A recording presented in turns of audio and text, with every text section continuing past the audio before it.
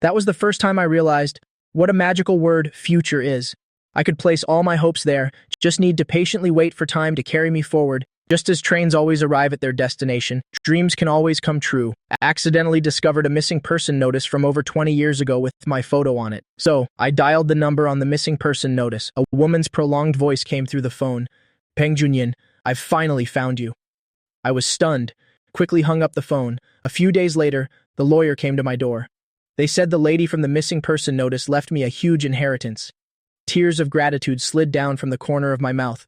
Boo-hoo, my wife is so thoughtful. Graduation season, after 2 months of job searching, there's still no result. I dragged my exhausted body back to the rental house. My roommate Guo Quan was leisurely munching on fries while scrolling through videos. When I came back, he excitedly jumped up from the sofa. Peng Junyin, you're famous. I was completely baffled, leaned closer to his phone screen. It turned out he came across a video. The content was about a blogger accidentally coming across, saw a missing person notice in the newspaper, was amazed by the photo on it. Screenshot was posted. In just a few hours, likes have exceeded 500,000, still skyrocketing. I thought to myself, what does this have to do with me? The video wasn't posted by me. Whether it becomes popular or not has nothing to do with me. Guo Quan got anxious. Take a closer look at the photo. I just caught a glimpse of the photo on the phone screen. In the black and white nostalgia, a handsome man in a Chinese tunic suit who looked exactly like me. But in my memory, I never took such a vintage photo. This is me. I was shocked. Wasn't I just an ordinary young man? Why does the person in the photo look so elegant and refined and exudes a serene demeanor? It's you. Guo Quan excitedly pointed at the photo. The name is exactly the same as yours. Peng Junyin? I looked at the few lines of words in the missing person notice. The advertiser claimed that her husband was missing. At the end, there are also the name and phone number of the person who placed the ad. Mu Yunxi. I couldn't help but read out this name. I can't explain it clearly, nor can I put it into words. A strange palpitation swept through my heart. I was stunned for a moment, a bit angry. Who did this? A missing person notice from 26 years ago. I wasn't even born back then. It must be a prank. Guo Quan suggested I make a phone call to warn them, so I dialed that landline number. The person who answered the phone remained silent. I was busy interrogating. Who are you, and why are you using my photo to prank me? Next, faint breathing sounds came through the phone. After a long pause, a deep and drawn-out sentence came through. Peng Junyin, I've finally found you. This voice lingered in my mind, kept me awake all night. In my dream, I was in an old house. The dome soared high. In the corner of the living room stood a dewy orchid. Beside the white vintage telephone, a woman sat in the darkness, holding the receiver. I woke up from the dream. I was completely dazed, summoned up my spirits to attend an interview. In the afternoon, I dragged Guo Chang to the city library. Started searching through newspapers from 26 years ago. Guo Quan laughed at me. You don't really believe it, do you? Actually, I can't really explain it either. That dream was just too bizarre. Searched for a long time, it was getting dark. Guo Quan fell asleep on the table. Just when I was about to give up, it was actually in a 1999 newspaper, saw that familiar photo, placed in the most prominent section of the missing person notice. My mind went completely blank. Could there really be such a coincidence? Decades ago, there was a man who looked exactly like me. The name is the same. I was holding a newspaper from 1999, wanted to go wake up Guo Quan. Just as I took a step, suddenly felt the sky spinning and the earth shifting. A blinding white light exploded before my eyes. After a brief upheaval, vision gradually cleared up. I was horrified to discover the originally upright bookshelf had vanished. The surroundings were no longer the library I was in. The unfamiliar retro living room was empty and devoid of people. A melodious piano note lingered quietly in the air. I stiffly turned my head toward the source of the piano music. I couldn't tear my eyes away. The room was unlit. Moonlight poured in through the window, quietly spread across the floor. In front of the window at the piano sat a slender young woman, dressed very formally in a kipao. Her cool, pale, slender fingers glided across the black and white piano keys, as beautiful as a work of art. The moonlight softly bathed her in its glow. She is even more gentle and enchanting than this moonlit night. I had never encountered someone like her amidst the hustle and bustle of SJ. Serene, cool, and elegant like a painting, mesmerized me. Completely forgot about my own situation. The sound of the zither suddenly stopped at this moment. The woman noticed my presence. She just glanced over indifferently. Moonlight slanted into her eyes, clear and cool, calm and unruffled. Was not startled by my sudden intrusion, now startled her. The curve on her lips was faint. Asked, "How did you get in?" Only then did I realize the awkwardness of the current situation.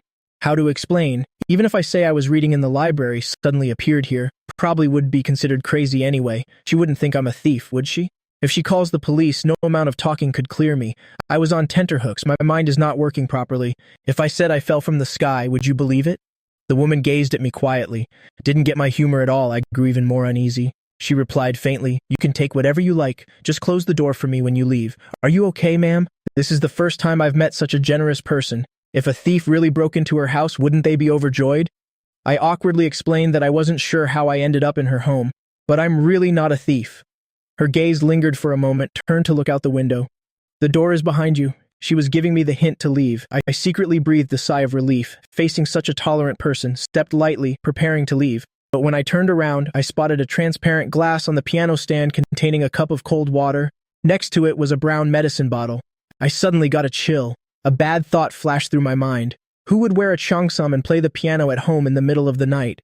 Moreover, she showed no fear when facing an uninvited guest, and even lets people take things from her home as they please. This doesn't look like normal behavior at all. Is that medicine Amy or some other deadly dye? Although I'm not overflowing with a saintly heart, but it still feels uneasy to turn a blind eye to someone in danger. How to rescue her is also a tricky problem. Unexpectedly, I randomly changed the subject. "Miss, what time is it now?" She calmly pointed at the wall clock. "It's a bit far away." I guess she couldn't see clearly. Walked over by myself. Before I could clearly see the time, was first stunned speechless by the date on the nearby calendar. April 30th, 1993. I pointed at the calendar in horror. "Is your calendar an antique?" "Normally, who would hang a 90s calendar at home, unless it's an antique?" The woman looked up. Her expression softened slightly. There was a transparently revealing smile, as if she'd been caught out. "This is worthless. Take the vase on the left." I had no time to explain. "I'm not trying to take anything," I nervously asked. "What year is it now?" She looked at me strangely, illiterate. My mind buzzed with a sharp ringing sound. Did I really travel back to 1993? I realized that I had been clutching the old newspaper from 1999, hurriedly unfolded, carefully read through that missing person notice again. An incredible thought formed in my mind. I cautiously asked her for confirmation. "May I take the liberty of asking for your name? The moonlight is as clear as water." She lowered her gaze to the black and white piano keys. Her eyelashes cast shadows like crow feathers. The shallow shadows under her eyes during her dozen seconds of silence, it became increasingly apparent. I was in agony. Fortunately, she finally spoke, her cold voice like snowflow brushing past my heart. "Mu Yunshi, this is the name from the 1999 missing person notice." I was stunned for a moment. Before the time travel, I couldn't believe the picture in the missing person notice was me, but now I have no choice but to believe. Pretty amazing. I traveled from 2025 to 1993, met a woman named Mu Yunshi. According to the information from the missing person notice, she will become my wife. Under the moonlight, I gazed at her delicate and elegant features. The elegant Mu Yunshi. My heart started beating inopportunely faster. A thought popped into my head. This is my man. Noticing my gaze, Mu Yunshi looked up. "Anything else?" The implication was for me to leave. How heartless. "If you ever fall into my hands, be careful or I'll teach you a lesson." As I thought about it, a strange smile unconsciously crept onto my lips. Mu Yunshi noticed my strange behavior, frowned imperceptibly. I quickly suppressed my smile, put on a pitiful look. "Miss, I have nowhere to go. She is my future wife, after all. What if she dies if I leave now? The best solution is, of course, to stay." Without waiting for her refusal, pleading softly with glistening tears, "Can you put me up for the night? Mu Yunshi, my name is Peng Junyin. Jade is not a bad person." I raised 2 fingers. I swear, blinking my eyes repeatedly, pitifully staring at her, holding back a glistening tear that seemed about to fall. I thought to myself, I'm truly a genius at acting. I should have applied to film school. Nor would I have to work myself to the bone job hunting. To make the acting more realistic, I wipe away my tears, said with a sob, "I promise to behave well, won't disturb you." Mu Yunshi gazed at me for a long time, quiet as frost and snow, desolate. I felt uncertain in my heart, facing a stranger. Vigilance is human nature. He remained silent. She remained silent, leaving me no choice but to wait. The surroundings were utterly still. The gentle moonlight draped over her shoulders, half bathed in shimmering moonlight, half her figure draped in melancholic shadows. She pondered for a long time. Her voice was faint as she said, "There are plenty of rooms in the house. Choose whichever one you like." I instantly turned tears into laughter. How fortunate. Mu Yunshi is a soft-hearted person. She hesitated, probably because tonight she originally planned to reach the end of her life. My sudden intrusion disrupted her plan. I turned around. I felt an indescribable discomfort in my heart, walked around the room. I randomly found a room and sat down. Not long after, faint footsteps ascending the stairs could be heard from the living room. Mu Yunshi returned to her room. The small Western-style building was dimly lit at night. It was eerily quiet. I feel unsettled, feeling the dread of being in a different time and space. Also worries about Mu Yunshi.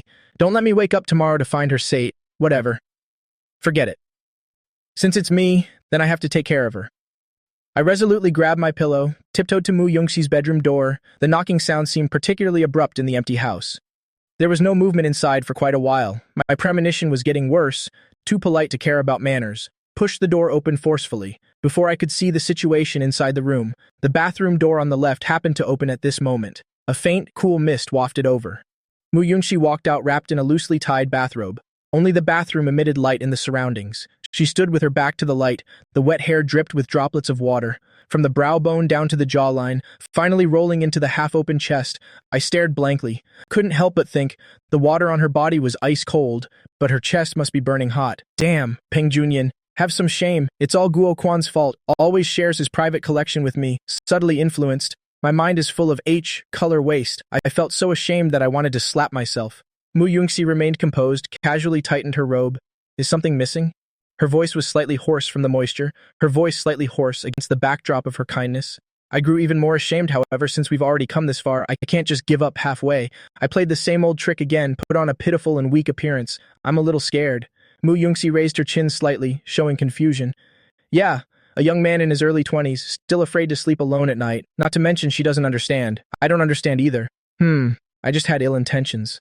To make up for this lame excuse, I tried my best to appear timid and frightened. I just got here, a complete stranger in a strange land, and this house is too big. I always feel like I deliberately look around restlessly, convey the unspoken words through gestures. Mu Yunxi was speechless. I could tell she was already regretting taking me in, so I quickly pursed my lips tightly, on the verge of tears, whispered in a barely audible voice, "Can I stay in your room?" Mu Yunxi gave me a cool glance. Can hardly hold back.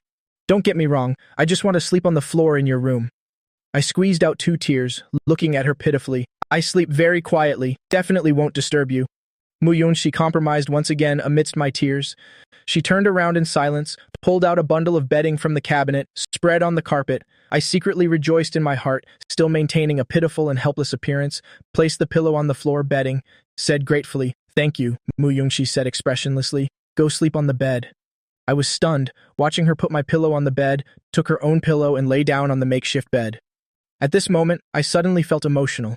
So I am also blessed with such luck to meet someone like this. Mu Yunxi is aloof and melancholic, clearly trapped in darkness, yet treats others with gentle kindness. I grew up with my grandfather, through long years, with warmth, but hardships predominated. I never dared to hope for meeting someone truly good. Life was just like that. Can see the end at a glance. Perhaps heaven has heard my prayers, gave me another life. But what will be the outcome of this life? A midsummer night, the window is wide open. The moonlight whitens the sheer curtains, quietly stirring ripples. I was drowsily thinking that it was a bit hot, half asleep. I asked softly, "Do you have an electric fan?" How strange. Living in a 90s-style GD villa, there isn't even an electric fan, she replied simply. A calm mind keeps you cool. Sleepless night the next day, I woke up early, with a dull clarity. I realized I was in 1993, instinctively craned my neck to look for Yunxi. Her makeshift bed had already been packed up. She was gone. I instantly woke up, the thought that she might have left while I was asleep. I bolted upright from the bed, even forgot to put on shoes, ran out of the room to find her. I searched through all 3 floors of the house, still couldn't see a trace of her. My mind was in complete chaos, suddenly transported to 1993 for no reason. Yunxi, Mu Yunxi is like the only straw I can grasp. If she leaves, what should I do? Such a good person shouldn't have to face that kind of ending. Thinking about it, my eyes began to sting. I couldn't tell whether it was for myself or for her. At this very moment, with a creak, the door opened. Mu Yunxi came in with a bag.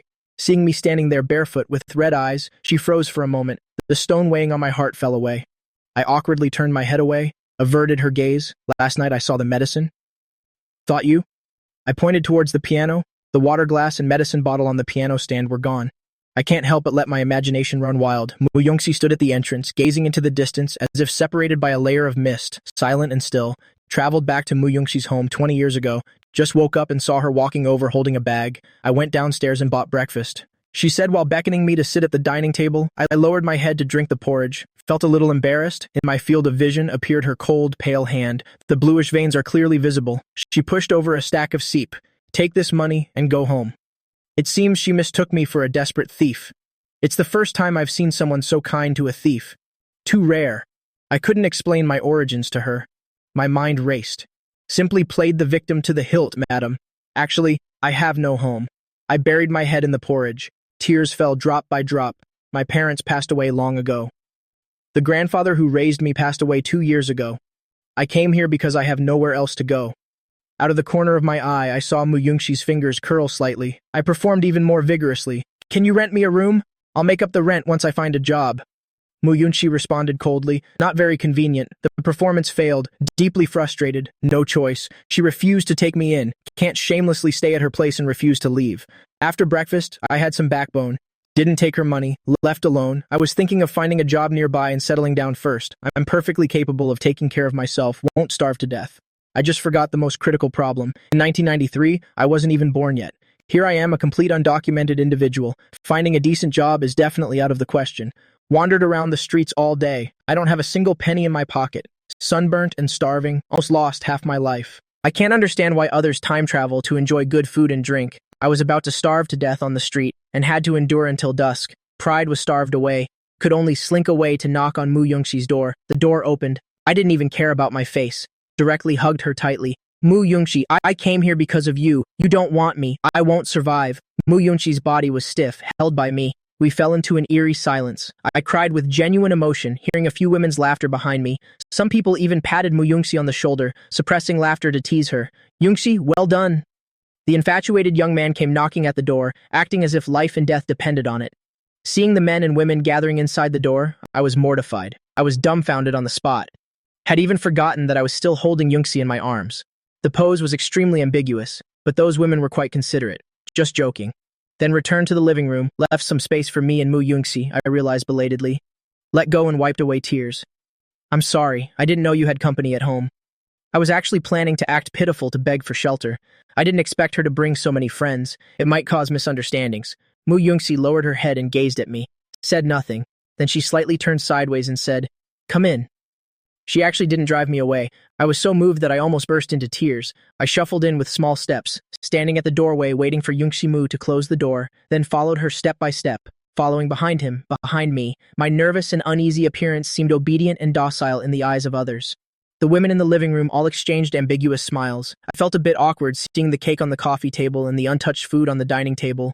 Today is your birthday. I turned to look at Mu Yunxi, instantly recalling the water and medicine on the piano stand from yesterday.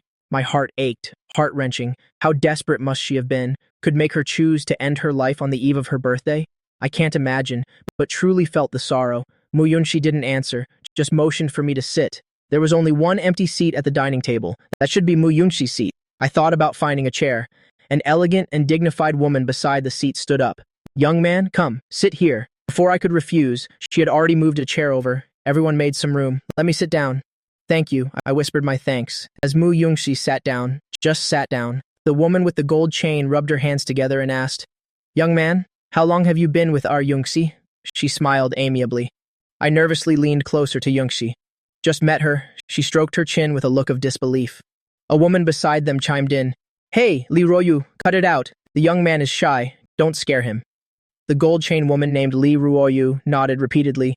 Yes, it was presumptuous of me. "Here, have a chicken drumstick." I looked at the pleased expression on her face. Can't help but recall those TV scenes where a daughter brings her boyfriend home, the look of a mother sizing up her future son-in-law. This absurd thought made me unable to help but look at Mu Yunxi. Her gaze drifted away faintly. Her tone was cold. "Finish your meal and leave quickly." I thought she was referring to me, and my heart sank. I'm destined to sleep on the streets tonight. I'm starving. Lowered his head and silently gnawed on the chicken leg, but with so many people around, didn't dare to move my chopsticks. The sound of women's laughter filled the air. They weren't deliberately steering the conversation. They chatted about everything under the sun, and the dinner lasted for over an hour. Hiroyu was the first to stand up. "We're done eating, sisters. Leave the cake for you to cut. We're heading out first." The others promptly stood up as well. Someone lazily teased, "Yungxi, in previous years it was just us sisters celebrating your birthday with you. How boring it is to have a bunch of nuns around. Now we're finally free." Mu Yunxi wiped her fingers unhurriedly. "Sorry to trouble you," the woman said with a serious expression. "No way. Isn't it great that someone else is here to accompany you?" She glanced at me, said with relief, "Someone is keeping you company." Mu Yunxi lowered her eyelids. "No need." The lamplight cast shadows between her brows. Gloomy, I was restless, thinking about whether to explain myself to her friend. At that moment, my hand was grabbed. A gold chain was pressed into my palm. Li Ruoyu declared boldly, "Young man, sis didn't bring a gift when coming here. Take this chain as a meeting gift." I was stunned. This is worth a considerable amount of money. It's not appropriate. I flusteredly tried to return it to her, to give it back to him. She glared fiercely. "If you refuse to take it, you're not giving face to your sister." I was frightened by her. Trembling, looked to Mu Yungxi for help. Mu Yungxi smiled faintly. Take it, we'll resell it tomorrow. We'll split it 50-50. The crystal chandelier overhead shone brightly. Mu Yunxi was composed and witty. I couldn't take my eyes off her. Everyone else has left. The room returned to tranquility. Mu Yungxi. Mu Yungxi leaned back slightly, said teasingly, "What are you looking at me like that for?" I turned my head away shyly. A whisper came to my ear. 50-50. Not satisfied. Detecting the teasing in her tone, I felt even more ashamed. Put the gold chain in front of her. I'll return it to your friend another day. Thinking of what she said before dinner, I tactfully stood up. Thank you for the dinner. I'm leaving. We're both adults. Being driven away repeatedly is truly undignified. Sleeping on the streets it is then. Mu Yunxi smiled slightly but didn't stop him, asked, "You just said you came here because of me. What did you mean?" "What do you mean?" I didn't expect her to press further. I was momentarily at a loss for words. I would say that it was just a guess, all because of that missing person notice. I would have traveled through time to meet her, as if it were destined by fate. But this explanation is too absurd. I can't explain it clearly. Seeing me hesitate for a long time without speaking, Mu Yungxi turned to look out the window. Sit down and have something to eat. I was stunned. This person actually noticed that I barely ate anything. The air fell silent for a moment. Mu Yunxi picked up the golden chain and played with it in her hand. "Is this enough to cover the rent? She's letting me stay." I was overjoyed, nodding frantically. Not bad, miss. You are such a kind person." Yungxi Mu suppressed a laugh by biting her lip. "Let's eat then. Finally, I don't have to sleep on the streets anymore." I obediently sat down and started eating heartily. After finishing the meal, I rolled up my sleeves and started cleaning. Mu Yunxi reached out to help. I was extremely flustered. "Don't move, let me do it. Since I'm living and eating under someone else's roof, I should make myself useful. Or else wait to be kicked out." Mu Yunxi couldn't help but laugh. "Well, thank you very much then.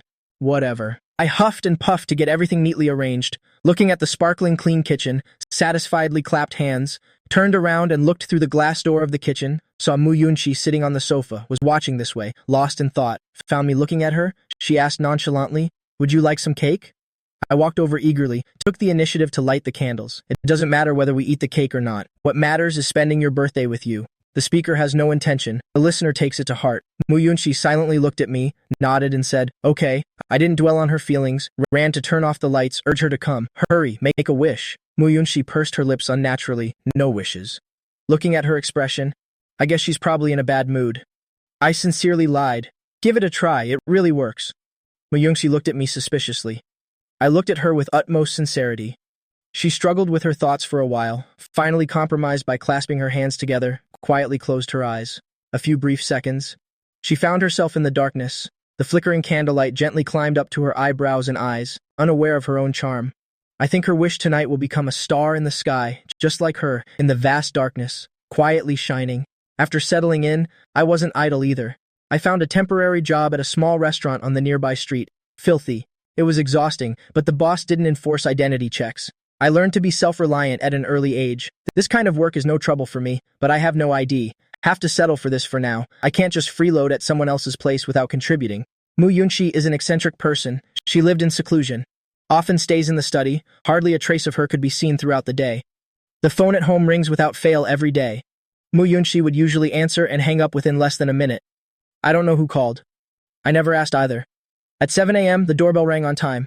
The delivery boy placed the vegetable basket at the doorstep, helped take away yesterday's trash, then left. Mu Yunxi only meets him at the end of the month to settle the monthly fees.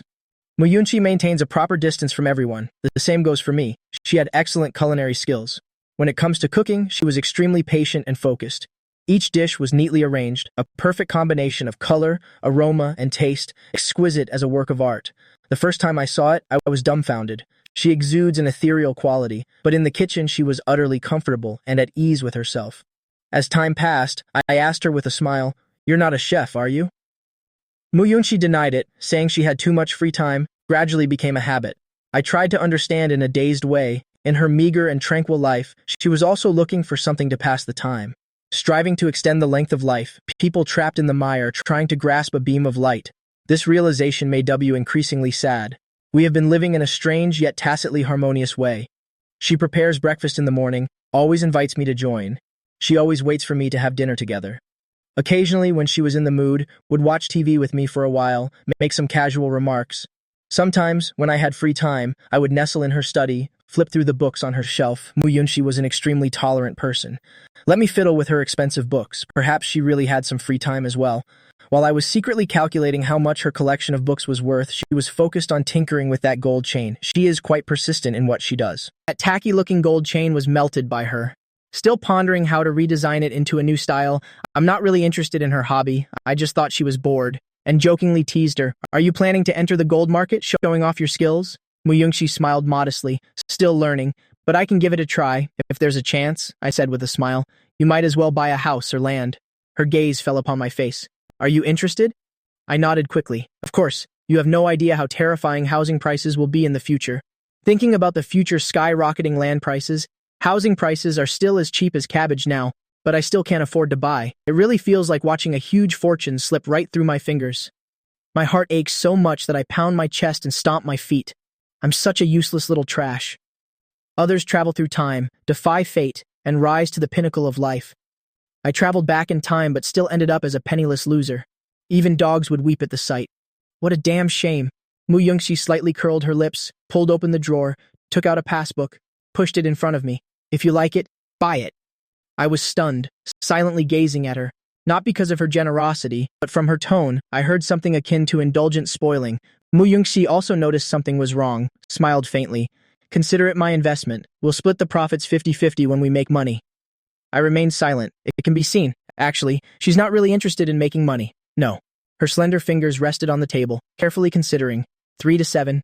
30% for me, 70% for you. I couldn't help but laugh. You're so generous, she nodded. I am a woman. Her tone of utter matter-of-factness made me unable to resist asking, are you always this generous to everyone? Actually, I was holding on to hope. Mu Yunxi's gaze flickered slightly. Not entirely. My heart suddenly settles down, becoming bolder. Want to test if I'm different to her? Just as my mouth opened, she cut me off. It's late at night. Her voice was cold. I suddenly understood her subtle rejection, and the question on my lips turned into a, good night. Mu Yunxi lowered her head silently under the lamplight. Silent, wordless. I felt a pang of remorse. Shouldn't have those messy thoughts? Undoubtedly, Mu Yunxi is a perfect roommate, warm and generous care, appropriate courtesy, well-mannered conversation and demeanor. But that's all there is to it. Such a woman, seen day after day, hard not to be suggestive, but I should also know my limits. Don't cross the line. I should be a comforting presence in her lonely life, making her feel at ease. I happen to have nowhere to go. She just doesn't mind such companionship. Once I crossed the line without permission, disrupted the balance, she would be very troubled. Moreover, I don't even know if I might suddenly return to 2025 at some unknown time. The future and that missing person notice alike fill me with fear and make me retreat. There is an invisible galaxy between us who are so close yet so far apart. She is the shore I cannot reach. The days repeat over and over. When I go out in the morning, I often meet the young man who delivers groceries. As time went by, gradually became familiar with each other. We would walk together. He knew I was Mu Yunxi's tenant. Slightly surprised, Miss Mu, such a wealthy person, would actually rent out the house. My curiosity was piqued. She is very wealthy. The young man kicked the leaves on the ground. See, she chatted with me, isn't it? Her family was once very famous. Her father was a tycoon. Her mother was a daughter from a prestigious scholarly family. I've seen them before. They were such a perfect match and deeply in love. Miss Mu is indeed outstanding. I used to love running to the little TV room to watch television. Often saw her on TV. People praised her as a genius pianist and won many major awards, even internationally, I just realized. So Mu Yunxi was a pianist. Remembering the first day after time traveling, she played the piano and never touched it again. This shouldn't be how a pianist treats the piano. I cautiously asked about the reason Mu Yunxi stopped playing the piano. The young man sighed. 3 years ago, something happened to her. It seems like, he hesitated to speak. Just a few words couldn't explain it clearly. It's also unclear whether it's true or not. It was all seen in the news. I learned that something had happened to Mu Yunxi 3 years ago, only to end up like this. For some reason, I couldn't stop thinking about this all day. After work, I specifically went to the library to look for newspapers from 3 years ago. I actually found a lot of news about Mu Yunxi. I carefully read. I read through all the news related to her from the past 3 months. From those lines, I pieced together her complete story. Now Mu Yunxi is as still as stagnant water, also once unruly and reckless, achieved fame at a young age, once shone brilliantly, the aura of a prodigy pianist coupled with a privileged background and striking appearance. She certainly has the capital to be proud. Mu Yunxi has an unyielding personality, doesn't know how to be tactful, offending people is unavoidable. The long resentful enemy was determined to destroy her. This was probably something she never expected. On that day of the incident, she received countless applause at a concert. About 10 minutes after leaving, a boy's piercing cry for help came from backstage. Everyone pushed the door open and went in, witnessed the boy covered in wounds, the scene of lying on the ground. Mu Yunxi's clothes had obvious bloodstains. In everyone's eyes, the matter of Mu Yunxi and the N children was already set in stone. The news of the police taking her away spread quickly through the streets and alleys. Overnight, she went from being a prodigy pianist to public enemy number one. Mu Yunxi's mother had a heart attack upon hearing about her daughter's incident, did not have the chance to leave a single word behind, died with grievances. This was an even greater blow to her father. The daughter was sent to prison. His wife passed away. She didn't even have time to grieve. While arranging the funeral, while rushing about for her daughter, thanks to a solid family business and support from friends, months passed. Things finally took a turn for the better. The boy who initially accused Mu Yunxi and him revealed the truth under aisle pressure, said it was all staged, all because someone offered a high price to ruin Mu Yunxi's future. Ironically, those who framed Mu Yunxi because they actively compensated were only briefly detained for a few months, while Mu Yunxi's life was completely ruined.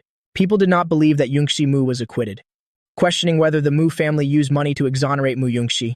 Accusations and curses never ceased. Few believed that Mu Yunxi was innocent. In the end, what destroyed Mu Yunxi was not just these things. Her father, after her release, the tightly wound string in his heart finally loosened. Illness strikes like a landslide, passed away within 2 months. The ruined life, her parents who passed away because of her, these were like countless knives, carving a vast emptiness in Mu Yunxi's heart. The wind kept blowing through that void, emitting endless lamentations. I sat blankly in the library for a long time. I didn't leave until just before closing time. During this period, the days passed neither fast nor slow.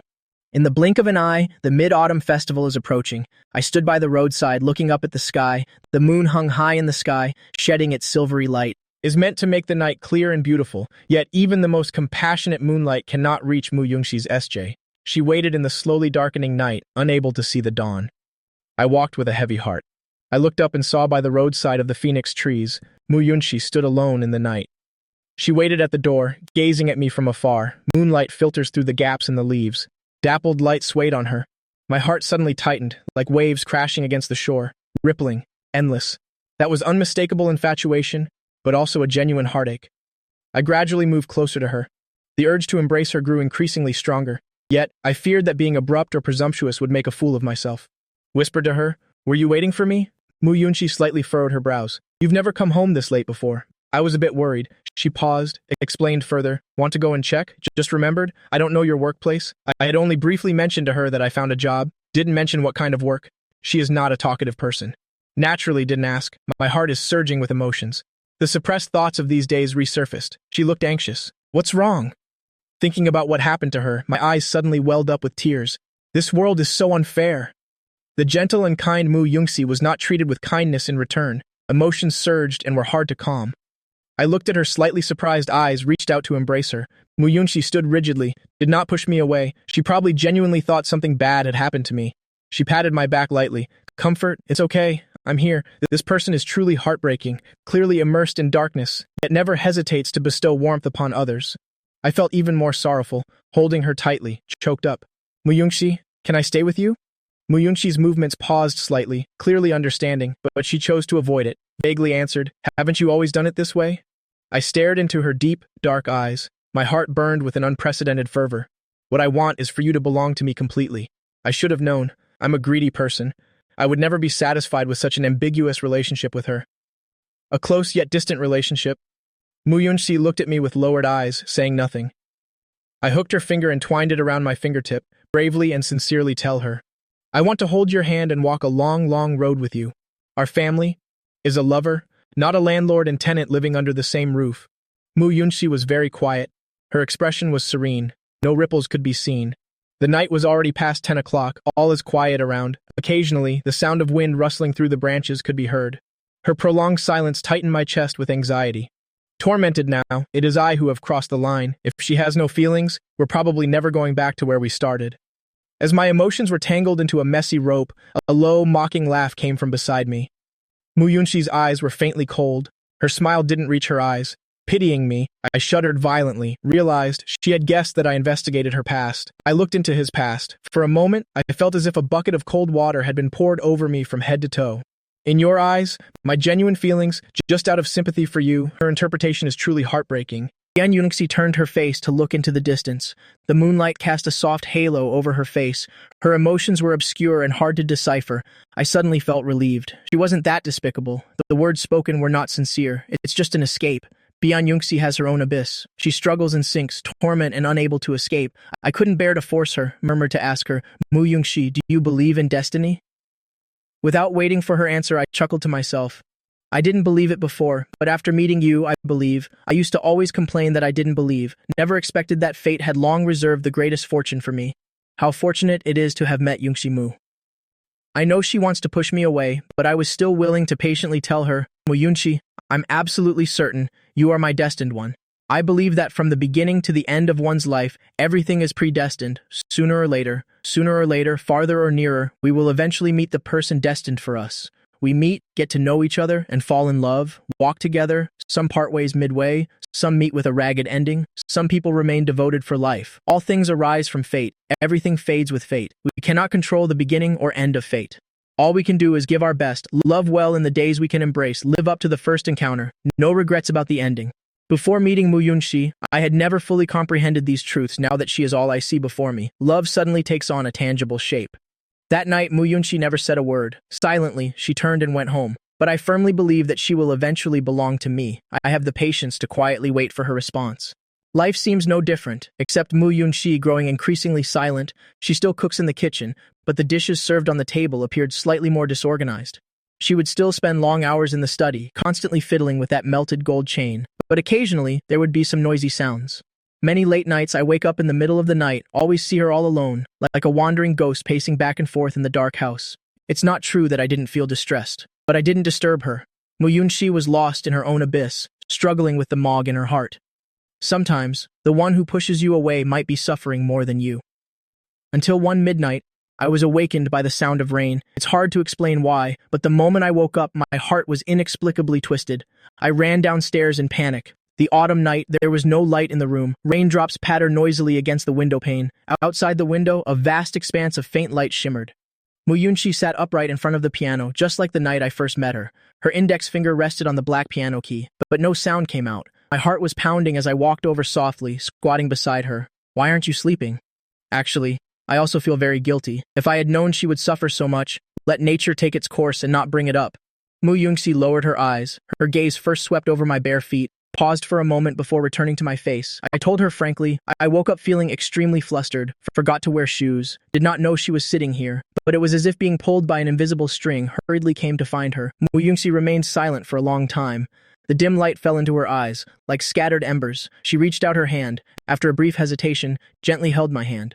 Junyan, I'm sorry. She lowered her head. The back of her hand rested on her leg, tightly holding my hand. A hand came up to cover and hold. She apologized because that day she denied my genuine sincerity with a questioning, cold demeanor. I knew all along that her words were insincere. How could I blame her? The rain grew heavier. Her voice was mixed with the sound of rain, hoarse and indistinct.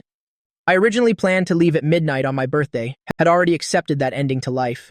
She looked up at me at this moment. But you came into my room with a pillow in your arms. I thought to myself, this guy has such a thick skin. Until the next morning when I saw you looking for me with red eyes. Only then did I realize you had seen through me all along. How could there be such a foolish boy? Would cry his eyes out for a stranger? Mu Yunxi pursed her lips, mocked herself. I'm such a coward. You don't even have the courage to live on. My heart ached. No, you're just sick. SJ isn't that wonderful. Not everyone has a kind heart. Mu Yunxi bore sufferings that were never meant for her. She was deeply mired in the quagmire. The heart is sick. Mu Yunxi's fingertips lightly brushed across my palm. Hard to put into words. I'm so glad you came. Her voice grew even softer. In these years, I've never felt like I do after meeting you. Would look forward to the coming of tomorrow every late night. My tears immediately fell down. My heart ached terribly. On many lonely nights, she wandered alone, suffering. The arrival of each tomorrow, not hope, was a deeper shackle. Over the past 6 months, it's mostly been me talking during Mu Yunxi's daily few words. She listened quietly. When I got excited and spoke with great animation, her eyes would also be touched with a smile. When feeling down, her comforting words came out a bit clumsily. But to accompany her, in this world, she is quieter than anyone else, more patient. Mu Yunxi is silent, For her, it's too hard to set aside the blood-stained wounds on a night like this. It's too hard for him.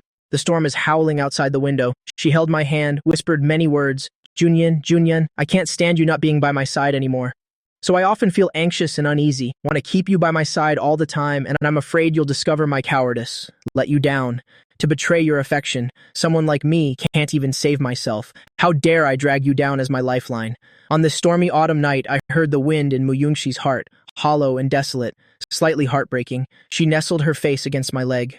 After several sobs, she finally spoke. Her voice was hoarse. Peng Junyan, don't push me away. How I wish to express my feelings to her and becomes even more sincere. You are really, really great.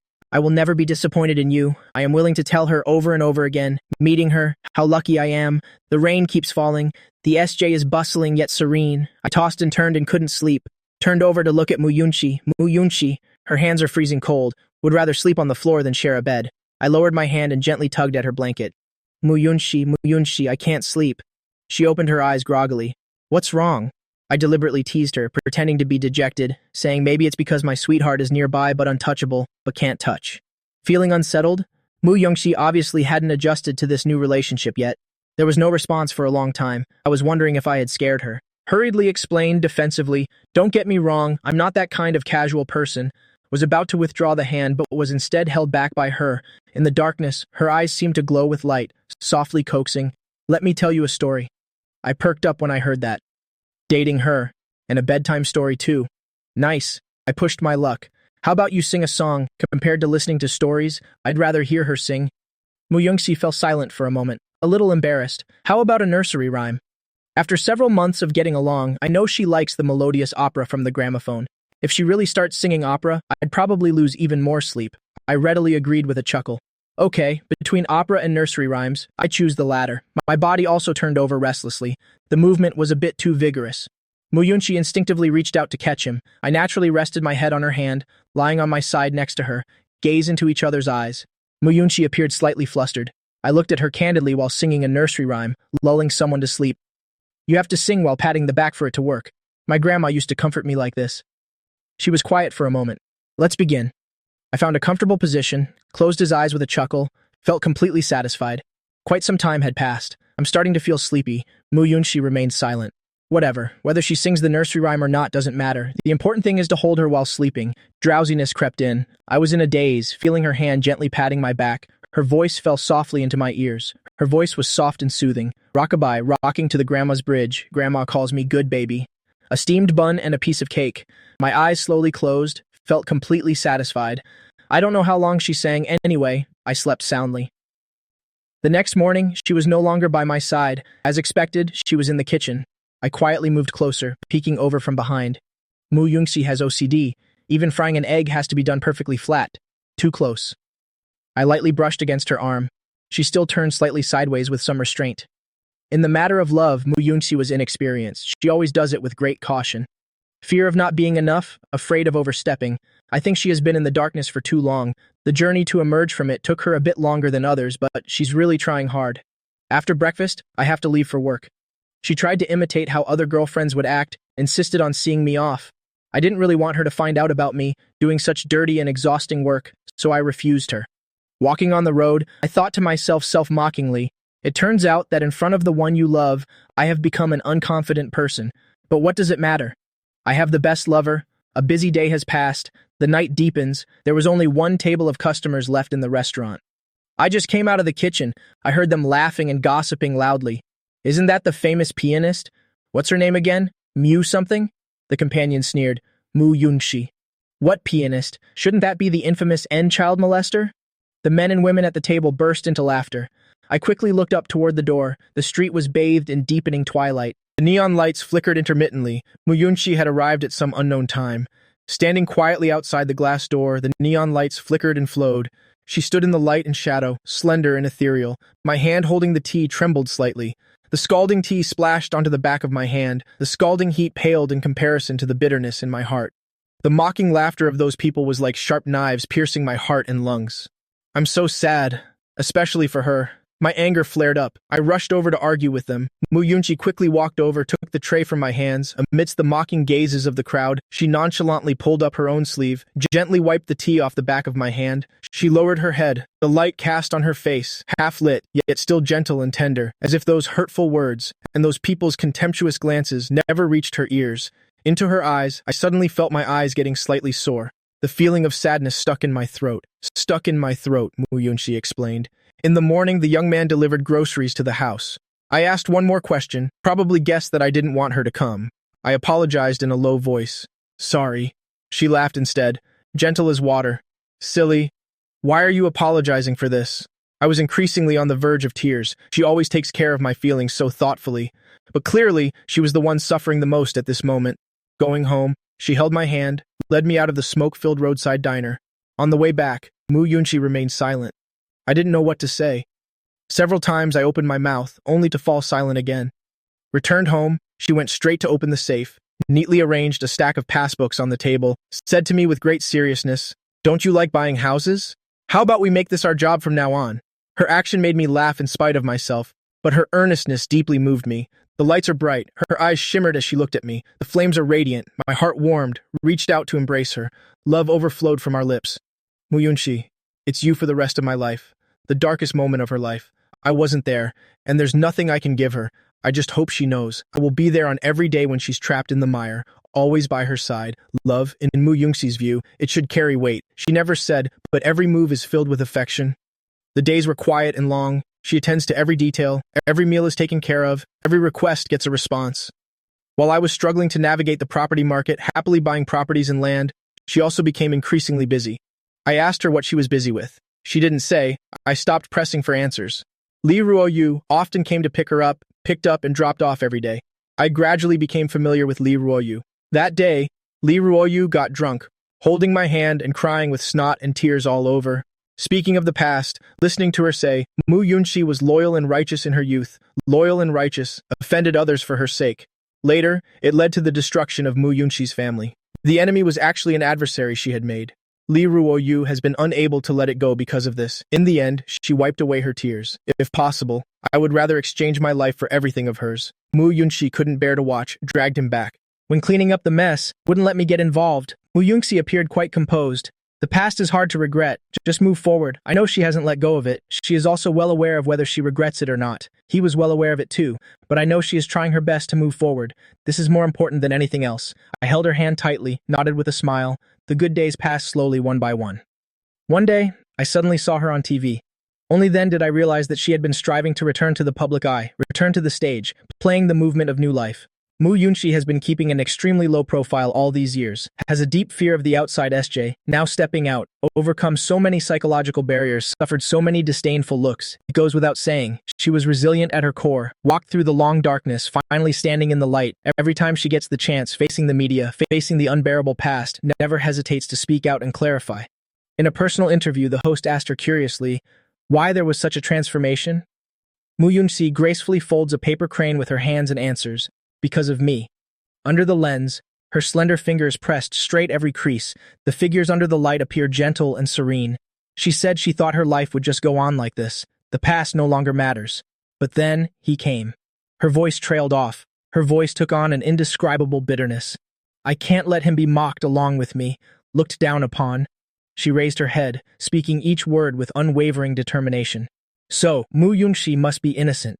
Through the TV screen, I seemed to sense her locking eyes with me. In those calm eyes, I caught a glimpse of the fire in her heart that was profound affection. In this era of underdeveloped internet, Mu Yunxi tried her best to tell everyone, she is innocent. Back then, she had long accepted the shackles of fate. But now she demands vindication, but simply unwilling to let me suffer the scorn and spittle of the world by standing by her side, and suffer the scorn and spitting of the world. I wanted to laugh at her foolishness, since I am willing to walk hand in hand with her. How could I care about those gossip and rumors? And grateful for her deep affection, increasingly meticulous in holding her hand every dawn and dusk. Tell her all my love. Life has always been trivial. We love each other at a leisurely pace. My temperament is not as composed as hers, a few years younger than her, nor has she experienced as many hardships, somewhat flighty and boisterous, always thinking about running off to the outside world, accustomed to the prosperity and diversity of the 21st century. The modern SJ of the 1990s held a unique allure for me. I often dragged her along to hang out in discos, among the crowd wearing trendy jeans, howling like a banshee with mischievous delight in the karaoke room. Then, I pretentiously forced her to sing a heartbroken love song for me. Over these 2 years, Moyoonshi has learned quite a few love songs. She has a beautiful voice. Just listening to her singing can make one think of a word, deep affection. Lee Royu initially teased her, saying, "Is that really necessary? Why have you become like a little girl after falling in love?" Before long, Lee Royu ended up with egg on her face. She spent all day singing love songs with a young man. Heart Rain was sung over and over dozens of times, actually developed feelings, fell head over heels in love at lightning speed. In less than 3 months, news of their marriage came out. I had the honor of attending a wedding in 1995. Everything was novel and fun. At the wedding, the young people pulled the bride and groom, danced to the music. I felt playful, pulled Moyoonshi into the crowd, dancing wildly, bobbing my head, having a blast. Moyoonshi indulged me, yet also uneasy about leaving me alone in the crowd. Could only be led by me to dance along. At this moment, she was vivid and lively, shining brightly in the crowd. My heart burned with warmth. She playfully jumped onto me and stubbornly clung on, refusing to let go. She said she was tired. Let me carry her jump. I was afraid she might fall, so I held her tightly in my arms. She reminded me in my ear, "We're being recorded. Don't be shy." She cheerfully rested her head on my shoulder. "I don't care about any recording. That's perfect. When I miss you in the future, just take out the videotape and watch it. This was just an offhand joke I made, but it indeed serves as proof of our love." Moyoonshi fell silent for a moment. Took it seriously. Music played intermittently. Her lips gently brushed against my ear. A most sincere promise. "Peng Junyan, I will stay with you for the rest of my life." The implication is, so you can see me every day. You don't need to watch videos to think of me. Listening to her sweet talk, I felt delighted in my heart but acted tsundere with my words. Humph, a woman's sweet talk. A liar? Who believes? Moyoonshi looked nervous, staring intently into me eyes. "You don't believe me?" I snorted. "Then show me some proof. I trust you, actually. There's already some unfulfillable expectations in my heart." Gained her wholehearted affection. "Just wants more." Moyoonshi pondered for a moment, asked somewhat uncertainly. "For example," I saw her dumbfounded look. The smile grew increasingly unrestrained, wrapping his arm around her neck, close to her ear. "I have an immature suggestion." She stopped in the crowd, listening attentively. I whispered, "Add me to your household register. When I think about all these houses and land I've bought, but I won't benefit from the price increase in the future, I'm so sad." Moyoonshi clearly didn't anticipate this turn of events. Staring at me blankly, I felt uneasy under her gaze, afraid she wouldn't understand my little thoughts, also afraid she would reject. Asked nervously, "You can't bear to part." Moyoonshi suddenly snapped back to reality. Quickly shook my head. I held her tighter in my arms as the music came to an end. The bride and groom embraced and kissed amidst the cheers of the crowd. I heard Moyoonshi's voice whispered in my ear, "Okay, it's all yours." Her tone was solemn and resolute. It wasn't easy to get registered under Moyoonshi's household registration. After much difficulty, I just got my identity card. That day when I walked out of the Civil Affairs Bureau, my heart was filled with happiness because I had a new identity, Moyoonshi's husband. I held the household register and marriage certificate. A sense of happiness slowly brewed in my heart, filling it to the brim. Who cares about her house? All I want is the identity of Mr. Moyoonshi. Moyoonshi is so easy to fool. Finally, I've successfully tricked her into my hands. I stared at the ID card and giggled for a long time. Moyoonshi leaned over, suddenly said with melancholy, "I think this photo makes me look a bit silly." If she hadn't mentioned it, I didn't look carefully. Now that I take a closer look, couldn't help but laugh out loud. Indeed, Moyoonshi let out a sigh, a rather melancholy look. It's hard to imagine that she actually cared about this matter. I remembered when we took our wedding photos. She was nervous. Her hands were icy cold. Someone who was always composed and gentle, yet couldn't hide her nervousness at all when it came to marriage. I kept smiling, whispered to her, "Honey, smile, or people might think you're being forced into this marriage." She was stunned by the term wife. Her expression softened, slightly opened her mouth. The photo froze at this moment. Moyoonshi looks like an innocent child facing the camera. I'm quite satisfied with this photo. Compared to her poised and composed formal smile, I prefer her vivid appearance like this. Seeing her so concerned, I smiled reassuringly. "It's fine. It doesn't matter. You're still beautiful." That's true. She just needs to stand there, can make people see beauty. In any posture. At this moment, Moyoonshi no longer cared about the photo. She leaned down and asked softly, "What did you just call me?" although her tone was ordinary, but I could always sense her mischievous intentions. Just say it directly, beating around the bush, I thought to myself, and couldn't help but laugh, patting her on the shoulder. You want me to carry you back? I'll tell you. Mu Youngsi obediently waited for me to carry her on my back. Apparently, she quite liked that nickname. She climbed onto me back. I kept finding ways to mess with her, now quickening the pace to a jog, and then walked extremely slowly, made her suffer enough, finally contentedly whispered, "Wife," softly in her ear. Mu Yunshi beamed with joy, murmured, "I have a husband and a home now." Home has always been a heavy topic for Mu Yunshi. For years after her family was destroyed, she was all alone, homeless, that kind of life. All she saw before her was an abyss. I pressed close against her back, hold her tight. Mu Yungsi, we not only have a home, and we would have our children. In the blueprint of the future, with her and our children, we will stay together and grow old together. Surrounded by children and grandchildren, a fulfilling life. Mu Yunsi is a perfect QR, is also an impeccable partner. From initial cautious learning to current mastery, she has always been extremely thorough in the matter of love. I often proudly praise her in a roundabout way. I have such great taste. It's my honor to meet you, is enough to make me grateful for a lifetime. Mu Yunxi remained as humble as ever. Well, I'm truly lucky to be chosen by you. Look, a woman who lacks a bit of romance, when loving someone, one will also be utterly sincere. I held her and whispered sweet nothings. At that moment, I knew at first sight that you must be mine. Mu Yunxi would also tease, "You're so confident, that's great," my grandfather said. People are always obsessed with what they see at first glance because the soul has recognized its counterpart. She thinks I'm right. Yes, the first moment I laid eyes on Mu Yunxi, I just felt she was meant to be mine. Mu Yunxi laughed angrily. Am I a thing? I couldn't help but chuckle, then pinched her cheek hard. Solemnly told her, "You are my wife, this trick never fails." Mu Yunxi was extremely pleased, willingly letting me knead and play with her. This person has loyalty to their partner engraved in their blood. Without the slightest falsehood, sometimes I also wonder, how could she achieve perfection every single day? Mu Yunxi rarely took the initiative to talk about her parents. That was a past she rarely mentioned. She recounted in detail that ever since she could remember, had never seen her mother raise her voice to her father, Mu Yunxi. Mu Yunxi's mother was a highly cultivated person. No matter how angry she was, she would rather slap herself, would never argue with her husband when she was a child. Yunxi Mu was mischievous. Her father was soft-tempered, couldn't control her, instead got extremely angry. Because of this, Mu Yunxi was often beaten by her mother. Every time she was beaten while being scolded, "You little brat, how dare you bully my man," along with her mother's feather duster. Mu Yunxi learned a profound lesson. My husband should be pampered. Can't stand the slightest grievance, even if it's your own child. It's not allowed. After saying these words, Mu Yunxi was lost in thought for a long time, thinking of her parents. Her heart was filled with guilt, sorrow, and reluctance. I deliberately teased her, "So this thing can be hereditary, huh? Then in the future, if your daughter makes me angry, will you beat her up for me?" Mu Yunxi was amused by me. "All right," said seriously. "I'll break her legs." The conversation was childish and funny. I burst into laughter, frolicking with her. Days adorned with happiness, let us joyfully step into 1997. This year, Hong Kong's return. Mu Yunxi was not much of a TV watcher. That night, however, she sat in front of the TV early. She has a deep-rooted patriotism in her bones.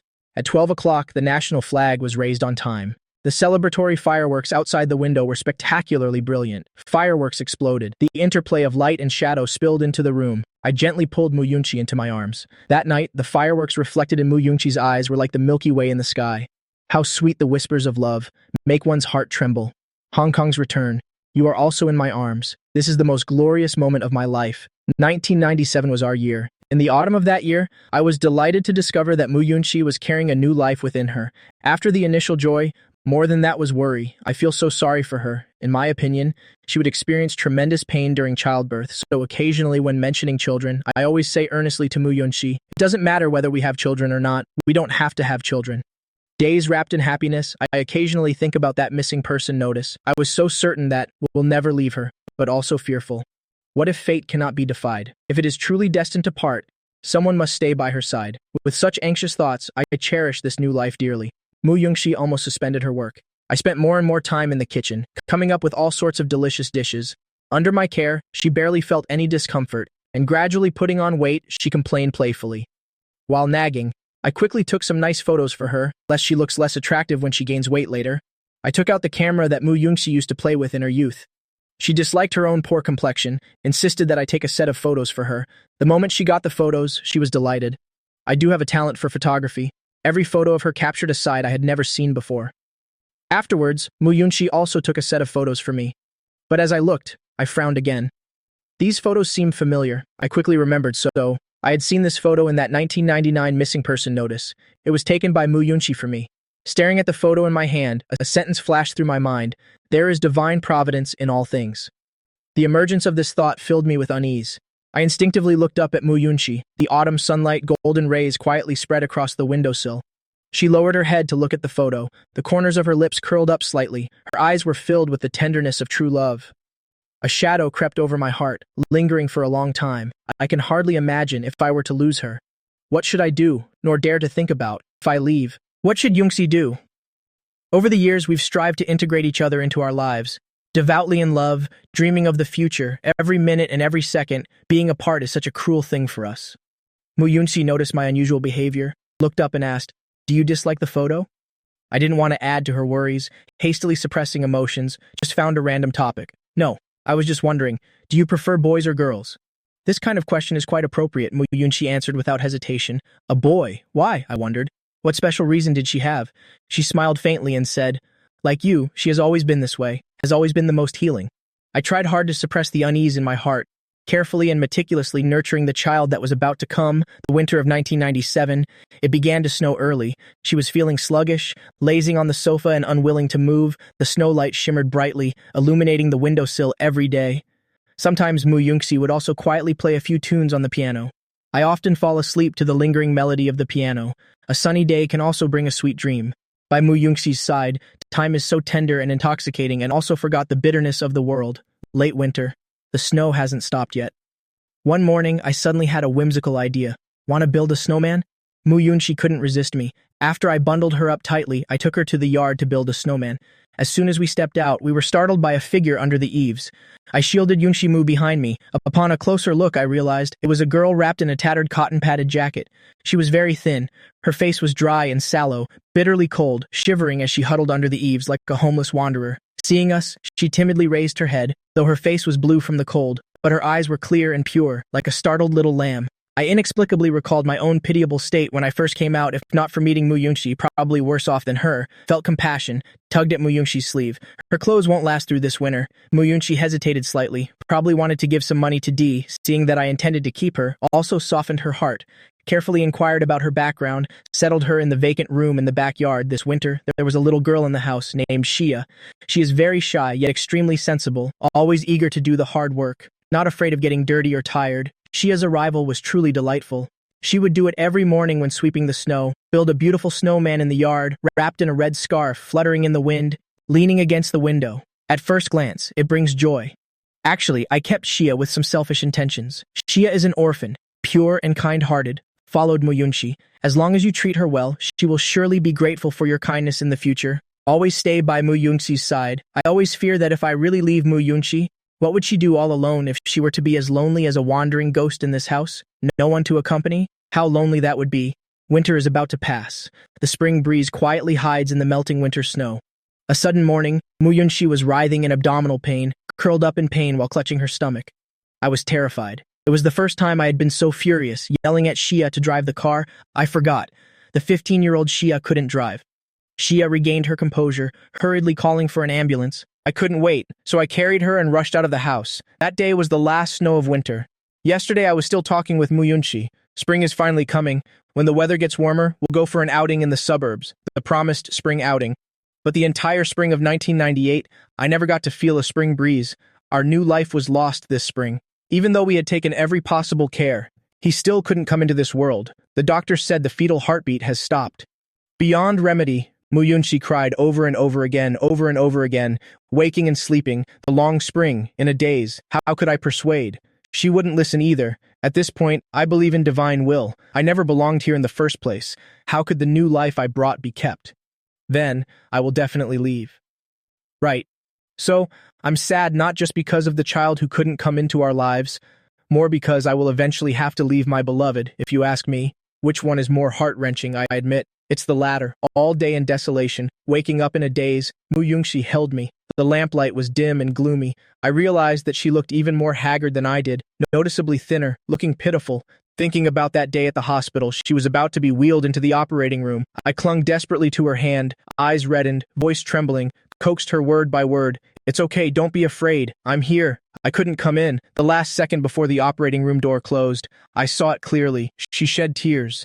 All these days, I only knew my own unbearable suffering, yet overlooked how she also welled up with tears every time I cried my heart out. Her eyes also welled up with tears. Such a wonderful person has been ruined into this state by my mistreatment. How could I not feel heartbroken, guilty, and sad? I am guilty, since the destined future is already known, yet pointlessly squandering the present that could still be embraced. So foolish. I reached out to touch her face, heart-wrenching. As soon as I spoke, tears started falling. Seeing me cry, she couldn't care less about herself, flusteredly wiping away my tears. Tears dampened her sleeve. Where does it hurt? Actually, what discomfort could there be? I was just crying out of heartache for her. I stroked her face, asked her with a choked voice, "Silly you, haven't you been eating properly?" During this time, I can't even recall if she had a proper night's sleep. As if waking up from chaos, overwhelmed with heartache, Muyunshi did not answer. Asked me in return if I was hungry. I laughed through my tears. "Silly you, so silly, always thinking of me. You should also take some time to take care of yourself." I could only deceive her. "Muyunshi, Yungshi, I'm hungry." Only in this way. Only then can she accompany me for a peaceful meal. The chill in the air is gradually dissipating. Summer arrived as scheduled. I remembered our spring outing promise. After all, it was missed. "Don't miss it again, Ping Junyin. I'm fine." She tightly held my hand. "Don't worry about me." Through the lamplight, I stared intently at her, as if to confirm whether she truly meant what she said. I stood up, walked briskly around to her back, walked around behind him, wrapped my arms around her neck, pressed against her back, and gently sway. An early summer night. The breeze gently flutters the window curtains. I rocked her. "No matter where we go in the future, I'll be with you." Okay, want to be with her in every minute and second of the countdown, holding her hand, hugging, kissing, on every night before falling asleep, the waking morning. Pour out all the love. Muyungshi's kiss gently landed on the back of my hand, responded hoarsely, "Okay, I'll do as you say." From that day on, I became Muyunshi's shadow. She performed on the show. I sat in the audience, and when the applause erupted, can't help but proudly show off to the person next to me. "Look, that's my wife. Childish, isn't it?" I never tire of it. Muyunshi came off the stage and returned to my side immediately, watched the rest of the show with me, or holding my hand to go home. Over time, everyone in the industry knows pianist Muyunshi has a clingy husband, followed closely, follow like a shadow. No one can even ask Muyunshi out for a meal. She always has only one reason, to go home and accompany her husband. Even Li Ruoyu couldn't stand it, teasing Muyunshi for being a husband pleaser. Muyunshi was also quite sarcastic, with a casual remark, "Oh, not keeping an eye on your little husband at home today? How impressive." Li Ruoyu gets so angry every time that she keeps shouting, "I can't go on like this. Everyone bullies me." All her friends knew. Li Ruoyu's husband acts like a big shot outside. Coming home is inevitably followed by a beating. When her temper flares up, she can grab and scratch. The two squabble and fight. Over the years, Li Ruoyu and her husband never parted ways. When it comes to being henpecked, Li Ruoyu is well deserving. I often envy their such down-to-earth life. Who can say it's not happiness? Someone to fool around with, someone to laugh with, to have loved and cherished each other for so many years. How can one not envy? I also once tried to seriously tell Muyunshi about where I came from. But not surprisingly, she didn't believe it. She mimicked the words I said when we first met, laughing while holding me, playfully rubbing against me in a flirtatious manner. "I know you're the foreign brother who fell from the sky, Brother Yang. I want to make her happy." I rummaged through boxes and cabinets looking for that old newspaper I brought with me but just couldn't find it. Perhaps fate had already written every twist and turn of the story beyond one's control, or perhaps I was just being overly anxious. Heaven pities the misery of mortals. Keep me by her side. On nights of passionate embraces, I whispered my farewell reminders to her like sweet nothings. "Muyunshi, if one day I disappear, you must believe we will definitely meet again." The 5th year with Muyunshi. The affection was intense yet serene. Time quietly arrived in 1999. This year's New Year's Eve, a guest came to the house. A tall, handsome, and fashionable man, carrying luggage from overseas, standing at the door with a smile, affectionately calling Muyunshi as Yungshi. He was polite and courteous to me, but I always felt that the way he looked at me was indescribable, complicated and distant. Muyunshi treated him with indifferent aloofness, but I could tell they were very familiar with each other. I overthought it. The New Year's Eve dinner was dull and tasteless. What's even more infuriating is, after the meal, he subtly hinted at wanting to stay overnight. Muyunshi coldly refused. "It's not convenient," so she asked Xia to help see him out. "Find a hotel," the man complained half-jokingly and half-coquettishly as he was leaving. "Yungshi, how could you do this? You've forgotten all about old friends' affection since getting a husband." It sounded more like she was mocking me. I silently kept a mental note of Yungshi's misdeed. After the others left, I gave her a chilly glare, not speaking. Mu Yunxi didn't console me, still lazily raising her eyelids with a smirk. Jealous? I snorted. Dream on. She wasn't annoyed. Instead, she clung to me, calling me silly and asking why I was getting angry with outsiders. Come on, they were all being sarcastic and belittling me. Can't you tell? Mu Yunxi smiled. He doesn't know what's good for him. I won't let him come again in the future. I'm always picking fights. Do you really want to take him outside? Mu Yunxi was amused by my antics. Sighed helplessly. With you being such a little troublemaker, how could I be in the mood to care about others? I never doubted her love for me, but sometimes being spoiled can give you a reason to tease her. Also a kind of romance. I smiled a forced smile. Was it him who called you every day before? The phone at home rings at the same time every day, Mu Yunxi answered, keeping it brief with just a couple of sentences each time. Like a habit. This phone call lasted for a long time. I never asked who was calling her. She never mentioned it, until one day she said to the person on the phone, "Don't call back anymore." What did the other end ask? She looked at me sitting on the sofa, said to the person opposite, "My husband dislikes the noise." Then the call was abruptly cut off. I guessed it must be a man, someone who cared about her. That's why he was so sensitive when he saw her. It's a bit embarrassing to say, I was petty enough to be jealous. His daily phone calls with Mu Yunxi during those years, as if it was a mochi unique to them. Mu Yunxi smiled, explained he was probably worried that something might happen to me. I invited him to stay for the New Year's Eve dinner, was to thank him for his kindness. Having nothing better to do, she simply satisfied my curiosity. She rarely spoke about her youthful days. Mu Yunxi, Li Ruoyu, and their group grew up together from childhood. A man named Ouyang was also among them. It can be considered a youthful friendship. Later, she had an accident. The Ouyang family avoided suspicion, arranged for Ouyang to study abroad. From then on, they made a phone call every day. They never saw each other again. I held Mu Yunxi in my arms, listening to her briefly recount these events. Dee said with amusement, "Wait, that's not right. Did you miss something?" Mu Yunxi lowered her head and looked at me blankly. "What?" I pouted. "You said the Ouyang family is avoiding suspicion. If there's really nothing wrong, why avoid suspicion?" Mu Yunxi let out a soft chuckle. "Just think about us being a bunch of kids who grew up together wearing split pants. He wouldn't be so cute. Have those kinds of thoughts about me?" "No, really, I still refuse to give up," Mu Yunxi said seriously. "Never arrived here. I have no reason to continue," then restlessly slipped his hand under her hemline. "Always talking dirty, then I'll have to check the goods." Mu Yunxi raised her eyebrows, a mischievous smirk curling at the corners of her lips. All right, it's quite stunning compared to Mu Yunxi's openness. Ouyang appeared to have ulterior motives. After the new year, people visited each other more frequently. Li Ruoyu brought friends to the house. Ouyang occasionally appears generous in front of others. No one could tell his feelings for Mu Yunxi. After dinner, the women went to play mahjong. Mu Yunxi was also dragged to the living room. Only Ouyang and I were left. Ouyang suddenly asked meaningfully, "I've never been able to figure out why it's you." I adhered to the principles of hospitality. Polite smile. You already know the answer. Why bother asking me?" Ouyang was stunned for a moment, no longer speaking. As a man, I know Ouyang has feelings for Yunxi. Otherwise, he wouldn't still hold a grudge after all these years. He lacked the courage to stand with Mu Yunxi against the darkness. What he loved was Mu Yunxi adorned with glory and honor. So when Mu Yunxi fell from grace, he backed down. From then on, he could never be by her side again. I missed that radiant Mu Yunxi, encountering her trapped in darkness. So what? She is still the beloved of my heart. All I want is her as a person. Ouyang remained silent for a long time, picked up his coat and left. I walked him to the door. Suddenly, a thought flashed through my mind. "Mr. Ouyang," I called out to her, "perhaps there is still a chance for you." My feelings towards Ouyang are complicated. I dislike him. But judging by his daily phone calls attitude, he is attentive to Mu Yunxi. He missed his chance once. If given another chance, will spare no effort. Ouyang turned around, frowned and asked, "What do you mean?" I shrugged, said with a smile, "It's nothing. Just wanted to say, if I'm not around in the future, please make sure to visit her often." Before he could ask, I showed the guest out first. "Mr. Ouyang, take care. The ladies have dispersed." It was almost midnight. Mu Yunxi slipped into the bed. I was half asleep, felt her gently lean closer, her face nuzzling against my neck, whispered, "Good night." I nuzzled against her head, murmuring softly in a daze, "Honey, I'm cold." And the next second, she hugged me tightly, sleep peacefully holding her.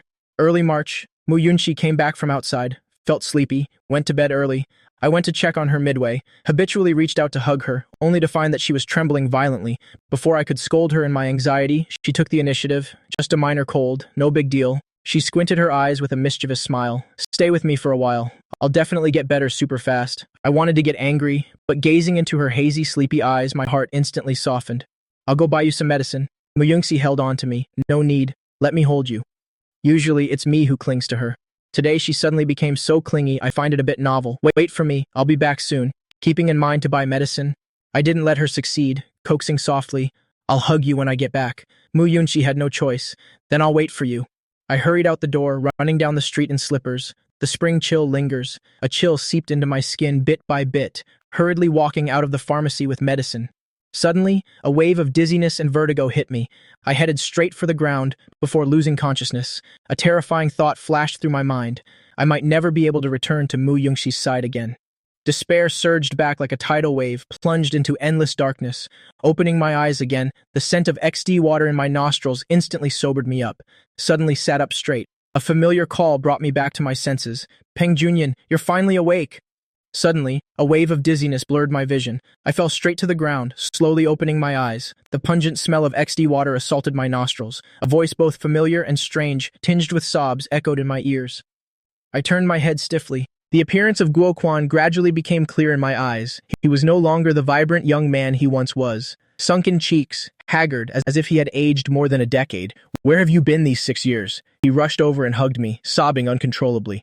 "I almost went crazy looking for you." I let him hold me blankly, my mind a complete void. Tears soaked my shoulder. My body couldn't help but tremble. A chill spread through my heart, as if plunged into an ice cave, stiff and cold all over. The miracle did not happen. On this ordinary day, I left my beloved. My heart ached intensely. I bent over in agony. Guo Quan quickly let go of me, hurriedly asked, "Where does it hurt? I'll call the doctor right away." He turned around and was about to run out the door. I grabbed him. The tears could no longer be held back. "Can I borrow your phone to make a call?" My tone was overly polite. He was stunned for a moment, but still handed the phone to me. My hands trembled as I typed the string of numbers I knew by heart. The phone number on the missing person notice. The static sound reached my ears. My heart was in my throat. Soon someone answered the phone. My tears fell like rain. Mu Yunshi. There was a momentary silence on the other end. The voice that came through was hoarse and sorrowful. "Sir?" Madam was not mistaken. "You really came back?" I instinctively called out Shia's name, hearing her sob. "Sir, it's me." "Where is the madam?" I asked urgently, noticing the weariness in Shia's voice. Madame answered, "Your phone call from 6 years ago. She passed away in the early morning of the next day." She finished speaking through tears. Only suppressed sobs remained on the other end of the phone. The phone slipped from my hand. The subsequent sounds became indistinct. It felt as though something had burst open in my chest. Bloody and gory. 6 years ago, that was the first time I found the missing person notice. Angrily called Dee on the phone and scolded her, then hung up the phone. That was the last time I could see her. For me, leaving her was just half a day, but for her, from 1999 to 2025, how did she get through these more than 20 years? Just thinking about it, my heart is broken. Q days. Broad daylight. The sun is shining brightly outside the window, but my SJ collapsed in an instant. Darkness envelops. The heartache feels like dying, but couldn't utter a single sob. Tears kept falling uncontrollably. Guo Quan didn't know what had happened to me, did not dare to disturb, just kept vigil by the bedside day and night. After several days of such heart-wrenching pain, I gradually calmed down. After spending a long time with Mu Yunshi, I always carry a bit of her shadow with me. Healing myself in the darkness, groping my way forward, I stared at the ceiling, murmured, "Guo Quan, I want to go home, want to see her." Guo Quan repeatedly agreed. This day marked the beginning of summer. It was raining heavily. The car pulled over by the roadside. In my memory, that quiet sycamore-lined path has been expanded several times, appeared spacious and majestic. Lush green trees lined both sides. That 3-story Western-style house. Time has weathered the exterior walls. It still stands silently. Witnessed countless joys and sorrows of people. I once met the love of my life here. Had the most brilliant 6 years. Now that I'm back, all I see is desolation. I stood at the door for a long time. Raindrops knock on the black umbrella, converge into a river, blurred the vision. A woman walked quickly out from within. The middle-aged Shia was very thin. Her hair had turned much whiter, gazing at me through the wrought iron gate. Her eyes quickly reddened, lowering her head to open the door while murmuring, "Sir, you're still the same as when you left?" Her eyes reddened. I smiled, "Yes, but you've grown old." That 15-year-old girl grew up and matured alongside Mu Yunshi, is now gradually aging, and my Yunxi should have been old when she left. Thinking this way, it seems to have brought some comfort. The bluestone path in the courtyard remains unchanged from its former appearance. The house remains unchanged, as if untouched by time. Like a loyal guard standing firm in the wind and rain, waiting for the master who has gone on a long journey to return home, I stood under the eaves, folding up my umbrella, pointing to the corner under the eaves and said with a smile, "You were sitting right there at that time. I saw you. A tiny little thing, shivering from the cold. I just felt extremely pitiful. Now you're as old as this house." Shia also smiled. "Only you remain as young as ever. Nervous at the approach of one's hometown, arrived at the door. I actually didn't have the courage to go in, silently watching the torrential rain interlacing in the downpour. After a long time, I asked softly, "Did she remain alone later?" The answer in my heart had a clear outline, but I couldn't help asking. Shia quickly glanced up at me, immediately lowered her head again. "Sir, the madam has been waiting for you." A sour feeling welled up in my heart. I sneered with a light laugh. Yungsi is so spineless. Laughing and laughing, I felt unbearably sad. Humans are. It's so contradictory. I both hope that she finds a good companion after I leave, yet still hope she would ultimately belong to me alone, no matter the outcome. It's equally heartbreaking. Several times I tried to speak, only to notice my voice cracking with suppressed sobs. Suppress the words again. Shia is understanding. Know what I want to know. Volunteered the information, saying the mistress had been fairly well off these years, had long made arrangements for her funeral affairs. On that final night, the lady locked herself in the study, passed away peacefully. I lowered my head, looking at the dripping umbrella. I asked in my heart, is she unwilling to wait for me anymore? Just 6 more years and we could have met, but she wouldn't wait any longer. Are you tired? Shia hesitated as if wanting to say something, hesitatingly said. Madam said, she has aged into someone you wouldn't recognize, 1993. It's good enough to say goodbye. I fell silent and said no more. Shia suggested, Sir, please come inside. Madam left something for you in the study. She took down a wooden box from the shelf. Once opened, it was completely filled with gold jewelry. Those years, Mu Yunshi always loved tinkering with gold, melt and recast gold items. I was obsessed with buying property at that time, not interested in gold. So I didn't notice what exactly she was fiddling with. Now upon closer inspection, there are dozens of hairpins, earrings, and bracelets. Each piece is exquisitely crafted, each one is engraved with tiny characters. With me name and the year she made it, if it were in the past, I would probably laugh at her for having too much free time. But now, I just feel my eyes sting. Shia said, the lady treasures these things dearly. She once said to me very seriously, she had no relatives with her, nor was there a formal wedding ceremony. These are all the dowry she handcrafted for you. Waiting for you to officially marry her, silly? Silly. I smiled and called her silly. Tears involuntarily streamed down. I stared silently at the envelope in the box. It bore 4 words. Respected, my husband Junyan, unopened yet. Tears had already smeared the envelope. Shia's faint footsteps quietly slipped away. Rain patters against the window. The raindrops patter softly against the window pane. I sat in a daze for a long time, dared to open the letter. My dear husband Junyan, seeing this letter is like seeing your face. I received your call last night. I was overjoyed. Before even opening the reply, I was already choked with sobs. Several times I wanted to tell you how much I missed you. The words lingered on my lips but stopped short. At this moment, Peng Junyan must not have had the chance to meet me yet. If I blurt out those words, it might seem too forward. It's okay. I know you'll soon go back to 1993, return to me. We will have 6 years together. Love is short, the memories are long, waiting for you to return from 1999, expecting that I no longer exist in this world. Don't be sad, nor linger on. I was supposed to leave in 1993, but then you came. My desolate life then blossomed towards the sunlight, has grown to this day, and can be considered complete. Just a tinge of regret, not being able to see you again more than 20 years later. How I wish to hold your hand, tell you in detail about the days after you left. On a spring afternoon in 1999, you did not return as promised. Couldn't hold me in your arms again. I searched for you for so long. Finally, I had to accept that you really returned to your future, SJ. Initially heartbroken, slowly, the heart grew calm. Walked a long, long road alone, through spring and winter. In the courtyard, the sapling you planted has grown into a towering tree. In the wardrobe, I've washed and neatly hung each of your suits. I promised to stay with you for a lifetime. Junyan, I did not break my promise. Since you left, I held you tightly in my heart. Never dare to forget. Every day, I embrace you with my heartbeat. I always remember that sentence you said, one day, we will meet again. But on second thought, maybe it's better not to meet. Some time ago, I went to see a performance by a stage actress, sang plaintively. I was born before you were. I am already old when you are born. Regret being born in different times. Every day with you is good. I think I too have fallen into such melancholy. After listening, I couldn't let it go for a long time. Overcome with sorrow, now I have grown old and frail. You are in the prime of your life. Past ties cannot be renewed, Junyan. I have kept my promise to guard you for a lifetime. Then could you also grant me one wish? I have no other wishes in this life. Only one wish. May my husband, whom I love more than life itself, be as blessed as I am. A lifetime of happiness till our hair turns white. No more backing out, you hear? We promised. A lifetime. Not a single day less. Junyan, Junyan. After I'm gone, the years are long. The road ahead is rugged. Without me by your side, take good care of yourself. Next life, Please come back to me early. On a rainy afternoon, I pressed her letter against my chest. The sound of crying was drowned out in the storm. Mu Yunshi, you bastard! She just didn't believe me. No matter how old she gets, I will hold her hand as always, embrace her, accompany her to the end of her life. But how heartless she was. She wouldn't even let me see her one last time. Just left me like that and walked away. She even forced me to promise to guard this empty house for a lifetime.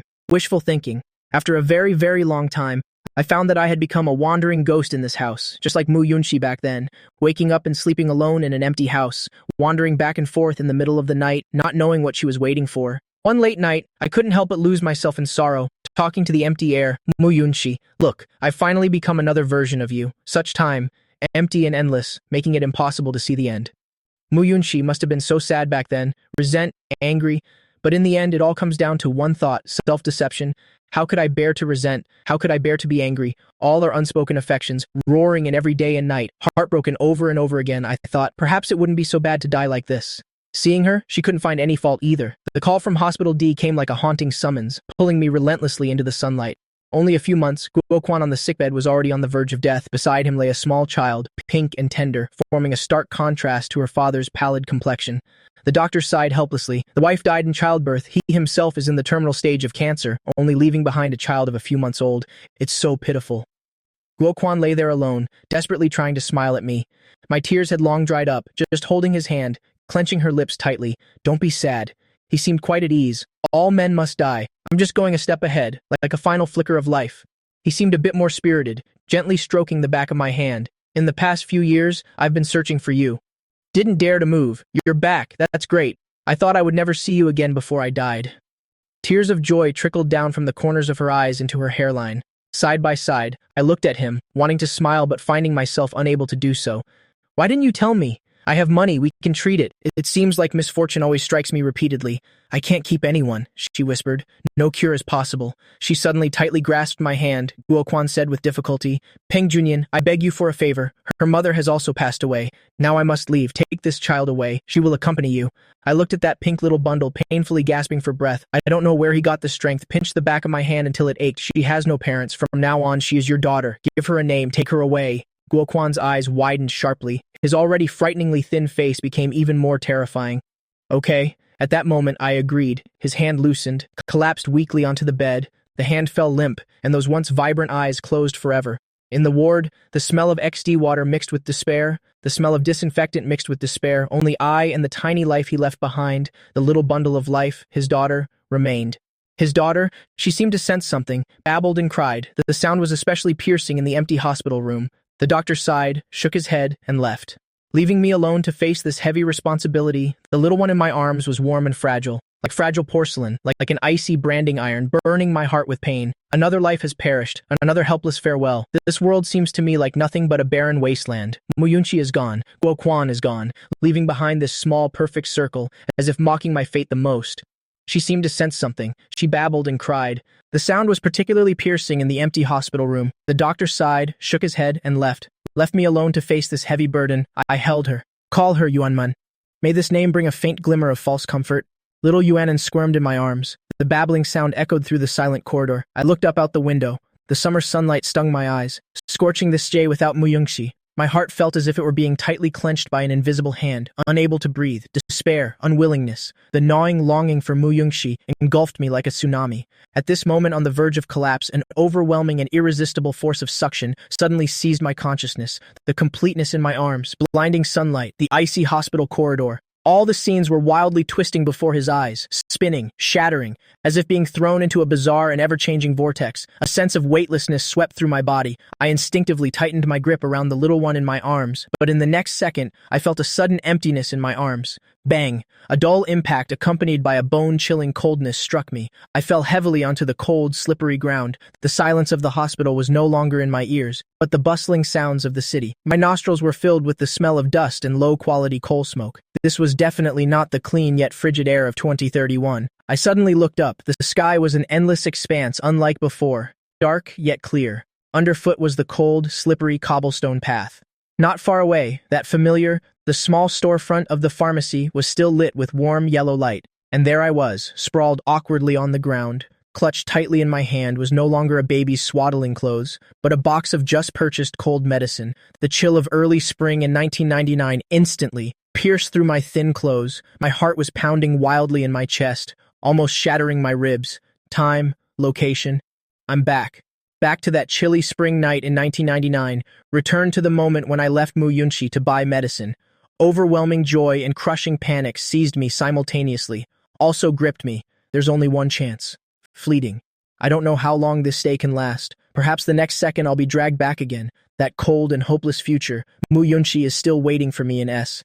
I scrambled to my feet, regardless of the astonished gazes of passers-by. With all my strength, I sprinted toward the lit-up home. The slippers slipped on the ground. The cold wind cut into my face like a knife. The lungs burned with a searing pain, but there was only one thought in my mind. Muyunshi, wait for me. Burst through the door, stumbled into the courtyard. The familiar bluestone path, familiar corridor eaves under the warm light, reveals a vague yet familiar figure. Muyunshi, open the door, I shouted with all my strength. The voice was hoarse and distorted, with the despair and earnestness of traversing time and space. Open the door. It's me, Junyin. The door was almost instantly swung open. Muyunshi, wrapped in a thick nightgown, appeared at the door. Her cheeks were flushed with an unhealthy redness, her eyebrows knitted together with worry and surprise. Junyin, what's wrong with you? Did you fall? She reached out to help me up. Her voice was hoarse with a hint of drowsiness and a trace of confusion. No, fearing that any touch might sever this miraculous connection. Time is like a tightly drawn string, could snap at any moment. Listen to me, Yungsi. Listen carefully. Time is running out. My words were pouring out at a frenzied pace. Every word feels like burning through my life. I came back from the future. Listen carefully. She froze, shocked by the madness and fear in my eyes. The laziness and drowsiness on her face were instantly replaced by astonishment. Her misty eyes seemed to clear up a bit. I don't know how much longer I can stay here. Maybe a few minutes, perhaps just a few seconds. After this, you won't see me again, but you must remember 2025, you will receive a call from me, but that version of me doesn't know you. But don't you give up. You must wait until the spring of 2031. I will come back for you at that exact moment. Right in this house. Don't go anywhere. You must wait until 2031. Trust me, Muyunshi. Wait for me. You must wait until 2031. I almost roared out, staring intently into her eyes. To engrave this year into her soul, Muyunshi's breathing became rapid. She seemed to want to say something, wants to get closer, but then that familiar, overwhelming pull from the depths of time forcefully surged in. His body began to flicker like a poorly received signal. Distorted, there's no time left. And Guoquan, when you receive my call in 2025, help me tell that me, tell Guoquan to check. Remember this name. I screamed with all my strength. The voice had already begun to distort and flicker. He will develop liver cancer, very serious. Just a few years after 2025, you need to find him, remind him, tell him to go for a checkup immediately, get your liver checked every year, use the best medicine, and wait for me no matter what. For us, 2031. Wait for me, Mu Youngsi. I love you. The final words were drowned in the violent distortion of space. The corridor eaves before my eyes. The lights, her face filled with horror and disbelief, instantly torn into scattered fragments of light. Darkness swallowed everything once again. I didn't even see her final reaction. I only felt as if she staggered and lunged toward me. Her fingers passed right through my completely illusory arm. The pungent smell of cold X'd water aggressively invaded my nostrils again. My body felt as heavy as if it were filled with lead. The monotonous beeping of instruments echoed in my ears. Am I back? Is this the hospital where Guo Quan passed away? Despair was like icy seawater, instantly engulfed me. Did I fail? Did she still fail to wait for me? Junyin, you're awake. A trembling with excitement, a vigorous voice exploded in my ears. This voice, this vitality, no. I struggled to turn my stiff neck. The person standing by the bed was Guo Quan. But it wasn't Guo Quan, that emaciated figure lying on the hospital bed. He was wearing a neat jacket, although his face bore the exhaustion of a long journey, eyes brimming with healthy vitality. His cheeks even had a slight rosy hue. He looks good. Guo Quan. You. How? My throat is dry. My voice was extremely hoarse, completely unable to comprehend the scene before my eyes. Good heavens, you're finally awake? Guo Quan tightly grasped my hand. His hand was warm and strong, completely unlike the hands of a patient. He shook me vigorously with excitement. You scared me to death. Do you know how long I've been searching for you? These 6 years. Where have you been? It's the same scene as last time. I stared blankly at my surroundings, hearing his words, snapped back to reality. 6 years ago, I abruptly looked at the digital calendar on the wall, April 15th, 2031. It was the exact moment before my time travel. My mind was in complete chaos, a tremendous hope, like the dawn's sunlight piercing through the gloom of despair. Yet with an unbelievable timidity, I didn't answer the nervous question, "Where is Mu Yungshi?" My voice trembled uncontrollably. Every word was uttered with all the strength in my body. Guoquan looked at me with a complex gaze, excited, with emotion, and a kind of understanding that I finally comprehended. He took a deep breath, slowly nodded, a huge, relieved smile curled up at the corners of his mouth. "She is still waiting for you. Has always been waiting for you. Right there at the old house. Is she okay?" My heart was pounding in my throat. An overwhelming mix of ecstasy and awe made my whole body tremble. Success? She really? Waited. Good. The body is still quite sturdy. Guoquan nodded heavily. The smile deepened, imitating someone's tone. Her temper is even worse than when she was younger. Always nagging about bringing back you, the untrustworthy one. A little troublemaker who's good at nothing but scaring people will be dragged back to settle accounts, she said. You rushed back like a madman back then, yelling a bunch of terrifying words, and then vanished in an instant. Made her live in fear all these years. Her hair turned white from waiting. Yet his eyes were filled with warmth and admiration. She had really been staying in that old house all along, guarding your phoenix tree. Never went anywhere, just stubbornly waiting for the spring of 2031. Waiting for you, you little rascal, to come back. A surge of tears welled up uncontrollably. Her vision instantly blurred. Success, she believed. She really waited until, then, your illness. I choked up and pressed, tightly gripping his strong hand. Guoquan patted his firm and strong chest in a loud voice. Thanks to the warning you had Yungxi deliver to me back then. When she found me, she said it with such seriousness. At first I thought she might have been influenced by CJ and was just overthinking it, but I thought it wouldn't hurt to get checked. The following year during the checkup, it was indeed detected at an early stage. The location is not favorable, but it was detected early.